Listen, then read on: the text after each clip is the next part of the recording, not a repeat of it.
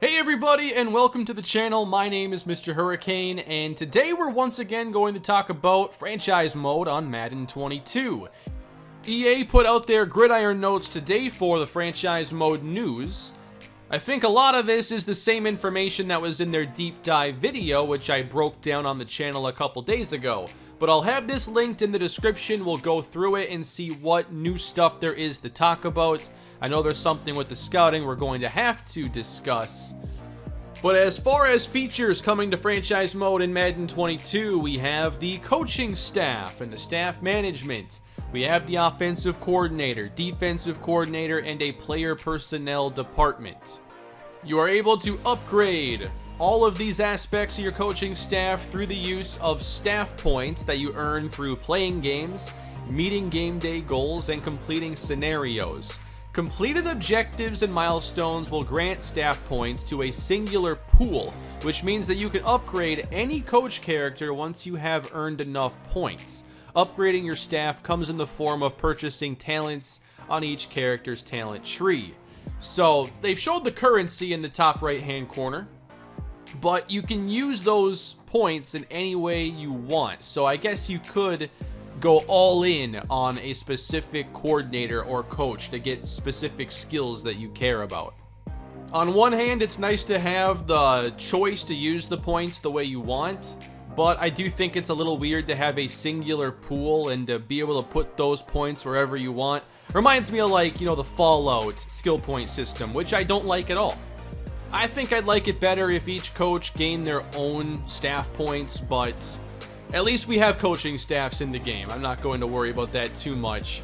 And they mention here in the article, staff points are not purchasable with real life currency. They can only be earned through playing games, meeting goals, and completing scenarios. I know a lot of people were concerned about that.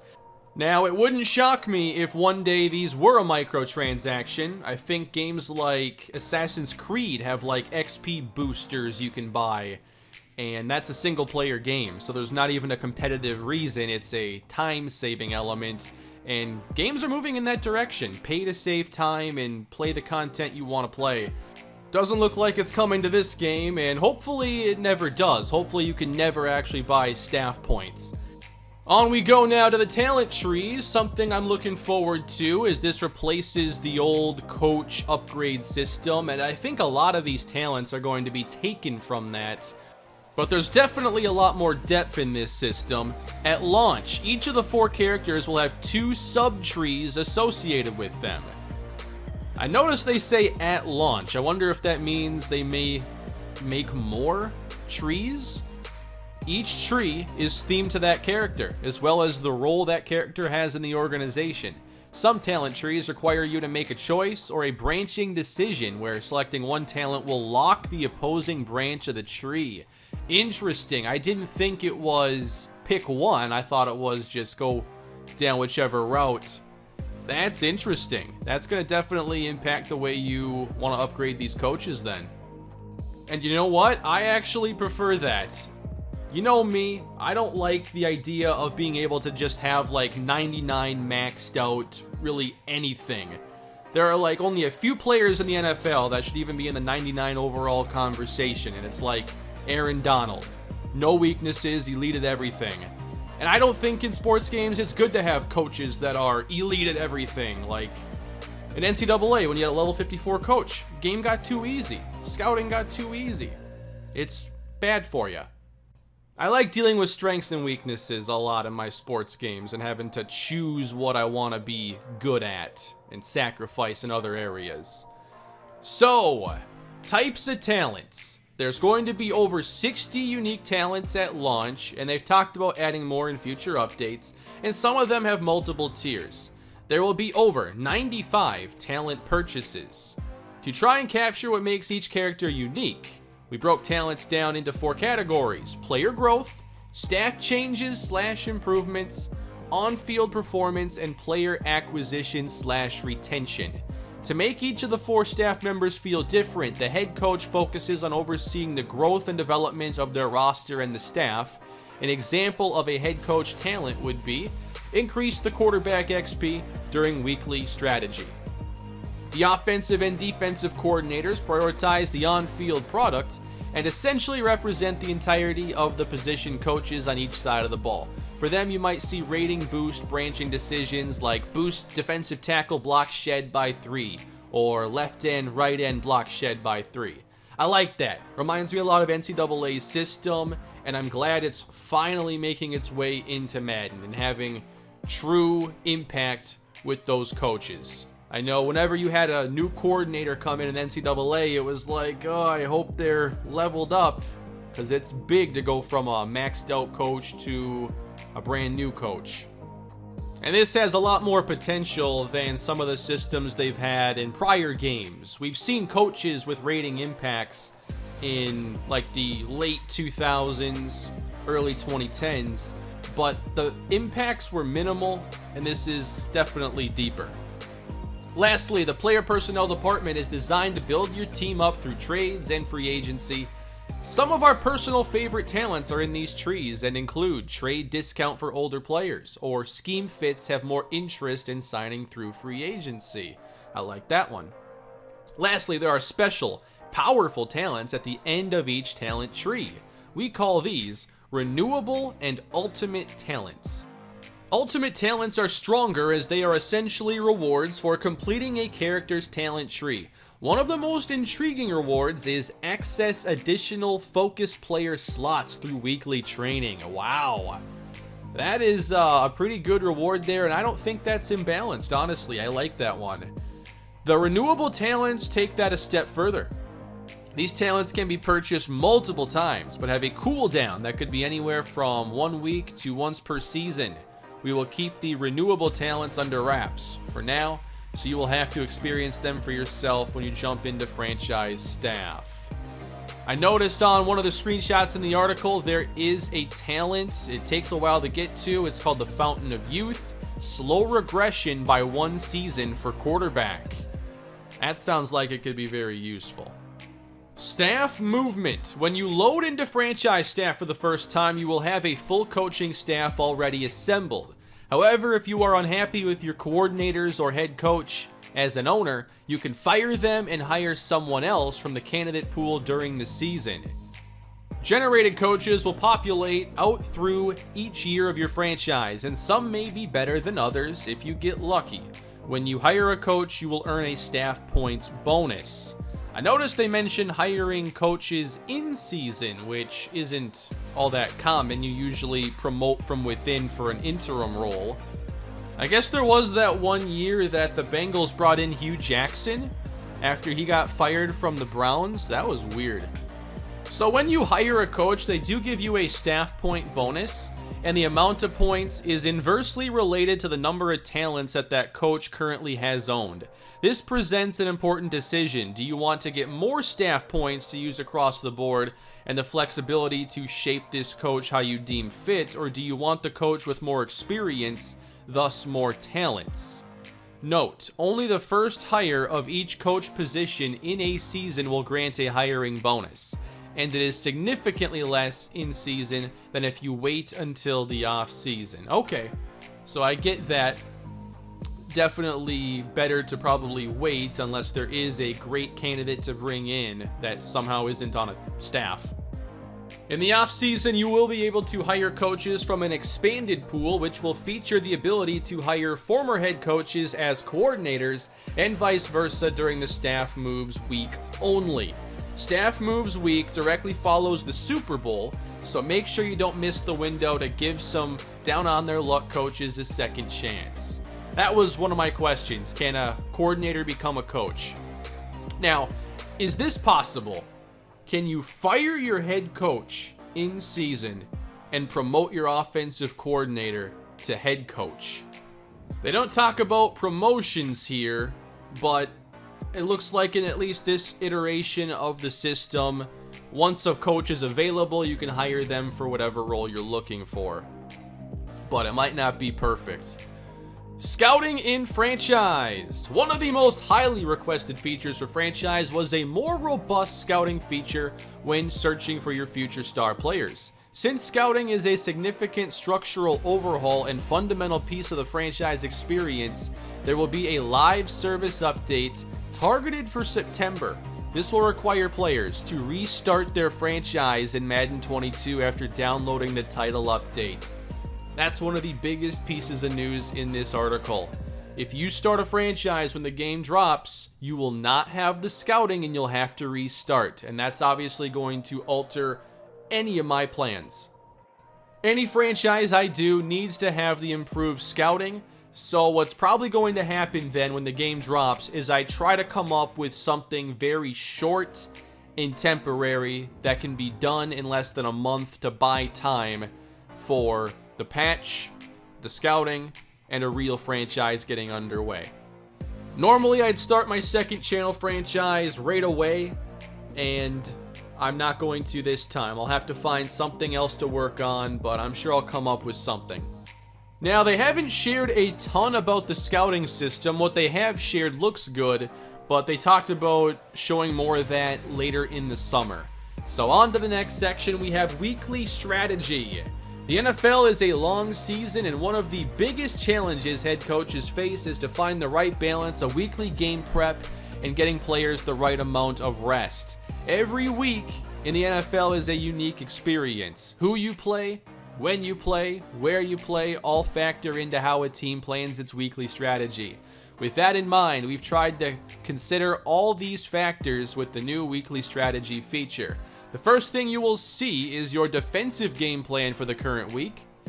The defensive game plan will show important information about your upcoming opponent's offense, including their team stats and where they rank. They also show their run-pass ratio and the recommended defensive game plan focus, and that recommendation is determined by a few different factors, but generally shows what your opponent is best at on offense. There are 6 different focuses you can choose from, including defend inside and outside run, short, medium, and deep passes, and then contain QB scramble. For the offensive side, the focuses are basically the exact opposite. You can run inside, outside, throw it short, medium, or deep, and then blitz counter. A big improvement this year is our expansion on how game plan focus choices carry over into the game. Last year, and for many years prior, you would get small ratings to boost if you called specific plays from whatever drill you chose for that week. In Madden 22, each focus will also have very specific pros and cons for how the AI will play in-game. They go through an example here in the article about defending the deep pass. The pros are that your defenders are going to get a boost in man-in-zone coverage on receivers running deep routes by doing a better job of staying over the top of those routes. One more pro is that defenders in deep zone assignments will automatically increase the cushion on receivers. While this helps cover the deep passes, the cons of this focus are that you will give up more room underneath on short and medium passes, as well as have slower reactions to the run by your secondary. These boosts in AI behaviors will only trigger when you call a specific game plan focus play. With that in mind, we have added a new game plan tab on the play call screen in-game that will have these plays to make it quickly accessible and easy to find. They mention as well that they have removed drills to earn the medals. Unlike in previous years where only 2 position groups would earn training XP, all players will participate in this simulated practice and training and will therefore earn XP for the week. The amounts of XP will vary based on several factors. The skills trainer and drills are still available in the front end, but you no longer have those inside franchise mode. I didn't think that feature was all that essential. I think if it's going to be in there, you need to find a different way for it to make an impact. I really liked like the old school Maddens, like the 04, 05 days where you had those drills basically available in the off season for upgrading players. That was always fun. What I think they could do is just include those drills, include who you want to participate, and have the ability to watch them and keep track of the reps, and maybe get a look at some players that way. I've always wanted something like that. Sometimes, you know, you can give a player some playing time in preseason and they don't get any action, but, you know, if you put a linebacker into an Oklahoma drill 10 times, you can get an idea of how that player plays a little bit quicker. I love for them to do that. They will still have free practice, so that is an option, but I think that the ability to set up your own drills would be a better step to think about for the future. Continuing with the weekly strategy, one of the biggest new features, the Manage Player Health and Progressive Fatigue Systems. We are introducing a new fatigue system where fatigue levels will carry over from game to game. I can't believe that's actually going to be in Madden. I truly can't believe it. This new feature ties in directly with the new dynamic game day feature, so when and where you play matters more now than ever. During the duration of every game, players will fatigue as they have in the past, but will only be able to recover up to a certain point. This will help simulate how players wear down throughout a game, to the point that they are never fully at the same energy levels at the end of the game as they were at the start. As players fatigue during the game, specific position-based ratings will start to decrease. For example, a running back with 92 speed at the start of the game may not be able to fully reach that speed in the fourth quarter if he has a bunch of carries earlier in the game. I love the sound of that. All of it. I just hope they give you a good idea of where a player's fatigue is at and what that means, so there's not a lot of guesswork in there. That could be frustrating for some. But this progressive fatigue, I've wanted this for a long time. And now you'll actually have to pay attention to the schedule. Like, you're playing a regular Sunday game and you got that Thursday game coming up. Now you got to think about how you're going to manage rest in that case. I've wanted this kind of micromanagement in Madden for so long, and I'm excited to try it out. At the same time, the deeper the game gets, the more they have to make sure the AI stays up to date and can handle these systems. And that's going to be something we have to wait and see on, because you don't want the CPU just not making optimized decisions based on fatigue levels and how they're managing everything. So hopefully they put some effort into that AI. There is a player health screen with multiple options and choices that you can make to help manage your players' fatigue levels. When first entering the screen, you will see an overall defensive or offensive team fatigue level. This will quickly give you an idea of where your team currently is fatigue-wise. You will also see a depth chart type view that shows every player and their current fatigue level. At this point, you can decide the best course of action for your team. As a coach, there are two choices you can make every week: practice intensity and player reps. For practice intensity, you are choosing how hard you want your team to practice, which means either choosing full pads or half pads. Full pads give your players higher practice XP and game plan focus boosts, but will lessen fatigue recovery, and you have a chance for practice injuries. Wow. I'm actually surprised they put that into the game. Practice injuries might be frustrating to some, but you know, I just want the realism. I don't care. Practice injuries is a new feature, but there is a setting to turn the practice injuries off if you choose. Okay, toggleable. I love that. That's fine with me. There are no long-term injuries from practice, as most of them are only a week long. I will say there are a lot of non-contact knee injuries. You can put in like an extreme difficulty level for those like me who don't mind that risk. The half pads option though is the opposite. Lower XP, lower in-game game plan focus boost, but higher fatigue recovery and very low injury chances. I'm excited to manage with that. That's going to be a lot of fun. The player reps option allows you to assign the practice reps for the week between the starters and the backups. The three options are starters, split, and backups. Just like the intensity choice, each of these has pros and cons associated with them.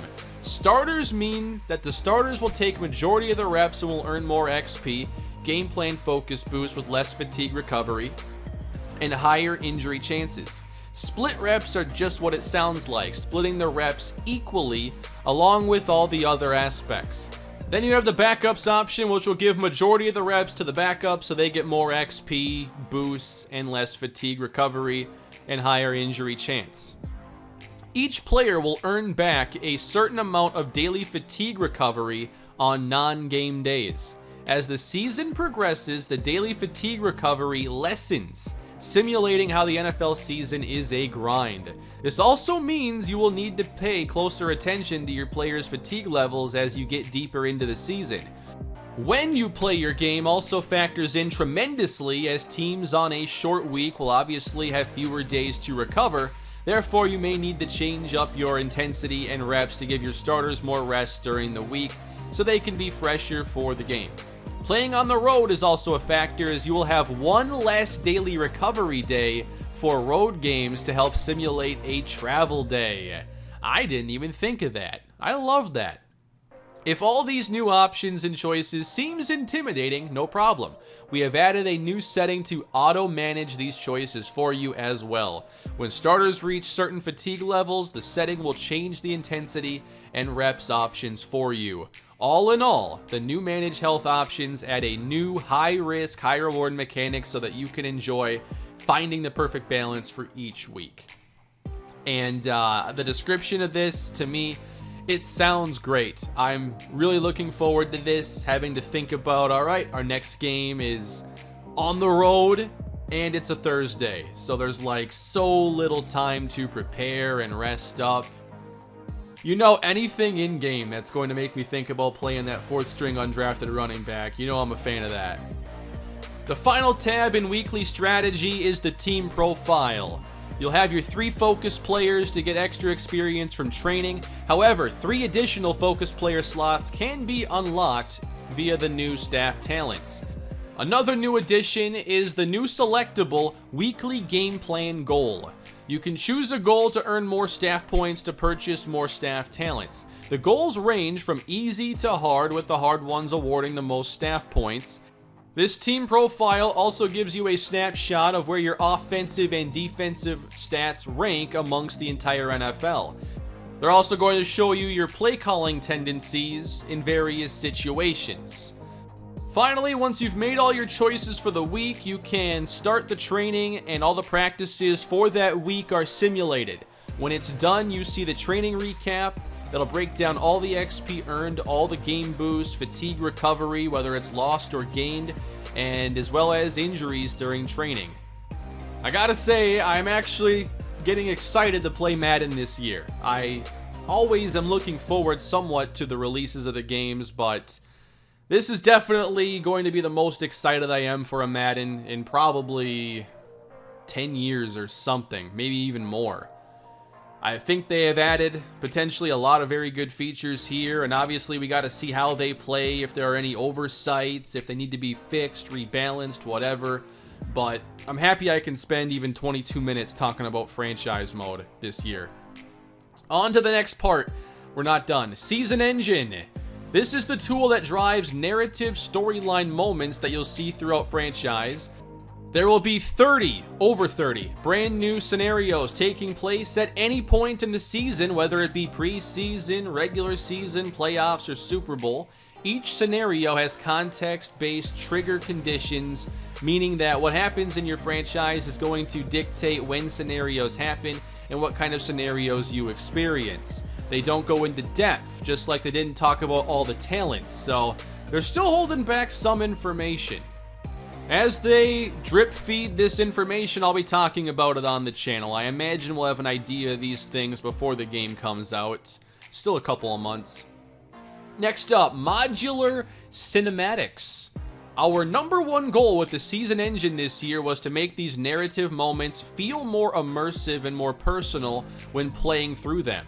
Previously, all the scenarios have been based around text message interactions, and this led to similar scenario development, regardless of conditions.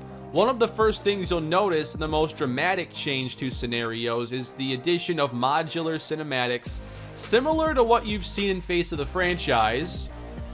I didn't actually play that. This year we'll be able to leverage the use of 3D environments and character models to create an immersive experience and a more personal interaction between your coach and characters involved in each scenario. Basically, you got press conferences, you can see your coach fielding questions about how you're going to stop one of your rivals' top players, or one of your players facing the media and speaking about the key to his recent rise to success. GM Office. This can either be a place of encouragement and promise or a place filled with tension and accountability, depending on the circumstances. Earlier in the year, a meeting here might revolve around looking at a college prospect that is on the rise, while a meeting later in the year might include having a tough conversation about what it's going to take to retain your job. And then the locker room environment. You'll get a sneak peek behind the curtain that will include interactions between your coach and players, both before and after games. This can include your coach warning the team about tough weather conditions or more personal interactions, like your coach congratulating a player on his big game. These new environments will provide every new scenario with an immensely immersive and personal experience, all while maintaining a quick, fluid user experience to get you in and out of each moment quickly. To me, all this stuff here is bonus, if this adds any value. I don't have the highest expectations for these cutscenes. I'm not expecting like voice acting and a lot of great depth. These could end up being repetitive, but they could also end up being cool. But to me, if this adds any value, it's purely bonus. I'm really looking forward to most of the other stuff. Dynamic actor goals. New this year within our scenarios is dynamic actor goals. We can directly assign goals to the players involved in our stories. These player-specific goals will be featured in many of our new scenarios and will show up in the Goals Hub. Upon completion, you will be awarded staff points to upgrade your franchise staff. Previously, interaction with your starting running back would likely lead to a goal for your team to achieve 100 yards rushing. This year, that goal will be directly tied to the player involved in the story, which will help tie together the narrative stories we're telling through scenarios and the players that are involved in them. Enhanced rewards. Another big goal we had with the season engine was to provide more impactful rewards through our scenarios. In the past, rewards have largely been based around more slow burn effects like XP and morale, which resulted in scenarios not feeling as rewarding as it could have. We want those rewards to have more immediate impact and be something that you're going to feel either on or off the field. There are going to be temporary attribute boosts or nerfs. And these are both for your team as well as individual players, depending on the situation and scenario completed. Your team and players could end up with a large boost to key ratings for the next game, or a smaller boost that lasts a bit longer. Conversely, failing certain scenarios can result in the opposite effect, where your team or player may suffer a ratings nerf for a certain number of games. To me, it really depends on what ratings you're choosing. Speed, strength, that kind of stuff, physical skills, you can't be boosting those or taking them down. Those got to stay the same. Hopefully it's just football skill. Obviously, balance is a key element here. While we certainly want you to feel the effects, we don't want them to feel overpowered or too frustrating. The majority will follow a 3-5-7 scale, with a plus or minus a 7 being the least common boost that will usually only last one game, while the plus or minus 3s and 5s will tend to be more common and can last anywhere from 1 to 3 games.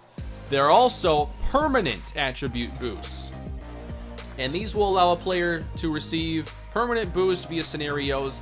Opportunities can range between a mentor helping a young player improve in a certain area, or a star player inspiring a teammate to improve their game. And again, balance is key. With these permanent upgrades, the scale we've used will be a smaller 3 to 5 range. Depending on the situation, you may get +5 to a single attribute or +3 to multiple.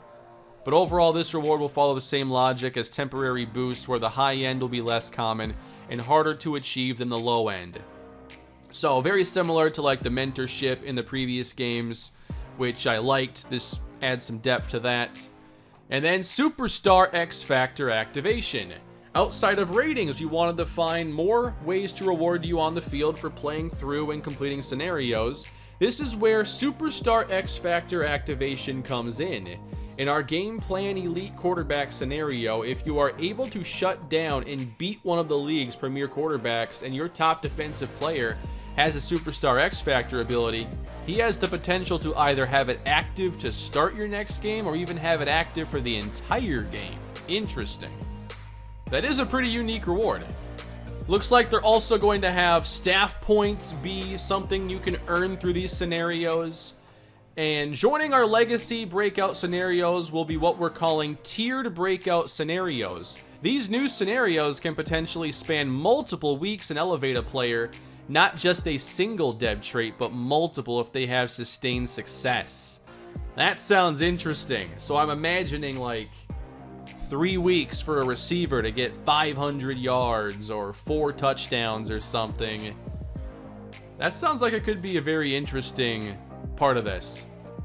And then XP and morale, those return as potential rewards this year, but they're used more to supplement other awards rather than being the primary source.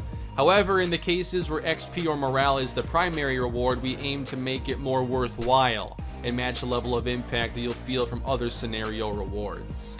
I never thought they went far enough with morale. Never had to worry about like a 20 morale player with a bunch of rating deductions and thinking about maybe just trading him away or something. The article talks a bit about the new franchise hub screen, which is just the interface. I do think it looks better. It is more efficient. We're not going to dive deep into this though. I want to skip in this article down to some of the franchise tuning and quality of life improvements. Draft logic. After expanding on Madden 21's QB draft rules post-launch, Madden 22 has enhanced the logic teams use in the first round across all player positions to improve team decision-making when on the clock. Teams will now consider what pick they have in the first round when determining what player positions they would consider at the pick to create positional value and tendencies that mimic the NFL draft's trends in real life. Teams will use this awareness of where they are in the draft order alongside other factors like their depth chart at the position and the players available, and the team's current needs relative to the available players on the board. We'll check this out when the game drops. I'll be testing franchise drafts. I'll be testing just years of franchise in general. Next up we have progression and regression. We've added variable amounts of regression randomness to the end of season player regression to address issues where a player's exact amount of regression could be accurately predicted. Yes, you do not want this stuff to be predictable. Players will still have a base amount of regression according to their age to ensure players ultimately do phase out over time, but with new random choice modifiers based on a player's dev trait, the exact amount a player will encounter is no longer linear, meaning players can regress at different rates in different franchises. This means there could be 2 X factors in a league that are eligible to regress. One goes down 4 overall, and the other may only lose 1. Some players may appear to regress sooner than others entirely. End of season development trait regression has also received tuning updates to address examples of high rated players occasionally losing dev trait where they should not have been considered for regression. The logic to regress will still generally favor the top rated players at each dev trait to keep your superstar X factors challenging to overcome, but with more consideration for younger players when the logic runs to help players who may not have the high overall have a better chance to keep their trait. Had to read that 3 or 4 times, but it does make sense to me now. Also, XP rewards for player goals of all types have been revamped for fantasy goals, which are stat-based XP amounts earned by players on the field. We've also turned off drive goals from the in-game experience, so now all goals come from scenarios, game plan, or staff when playing as a coach or owner. Trade logic and value. We are continuing to target improvements to player value and authenticity, starting with the quarterback position and ensuring that top signal callers are heavily valued and difficult to trade for. Teams will now be much more aware that their top quarterback is extremely valuable and seek more in exchange. Acquiring a top quarterback from a team will take significant investment and in some cases may not be possible to agree to terms at all. Elite non-quarterbacks also received a value increase to address feedback and community response to some players being too easy to acquire. Remember though, overall is only part of the story for a player's value. Age is still a major factor, and we've continued to tune the amount that a player's age impacts their total value at all positions, like slightly increasing the value of players so that skill position players may still drop off faster than the offensive or defensive lines where players can typically perform at a high level at a later age. but slightly less in general value. Age is still a major factor in how teams will view a player that they have or want to acquire. Then for authenticity, they have the 17-game season in the game and the rule change with the jersey numbers, and this will add logic to AI and user teams in Franchise. As more players change their jersey numbers in real life, players will continue to adopt the expanded range as you play through your league. Well, everybody, I think that's about it from this deep dive, and it actually is kind of a deep dive this year. Over a half hour talking about stuff that I've talked a little bit about. We did get some more information from this, and there's still more we want as far as scouting, which is almost a complete unknown. I'd like to see all the talents and some of the scenarios, but it looks like there's some actual new stuff coming to Franchise this year. I can't wait to try out the mode and see what it's all about. These features have potential, and they still have to live up to that potential, but I am looking forward to testing this stuff and making content on the game this year. Let me know down below, if you're liking what you hear, what is your favorite addition coming to the game? To me, not knowing how scouting works exactly, I am most looking forward to the progressive fatigue and that management throughout the season, and how every week will have a different challenge based on when you play, what players are hurt, and at the same time, your strategies are going to be different if you're a 3-7 team or if you're a 7-3 team trying to get into the postseason. That good team is going to have to make a few more critical decisions about how to stay in the playoff hunt. So that's it for me today, everybody. I hope you enjoyed the video. I'm looking forward to getting into this game in a couple months, and hopefully soon we can talk a little bit more about the scouting. Thank you for watching the video. I appreciate your support. If you enjoyed the video, please leave a like, consider subscribing, and I'll see you in the next one. Have a great day.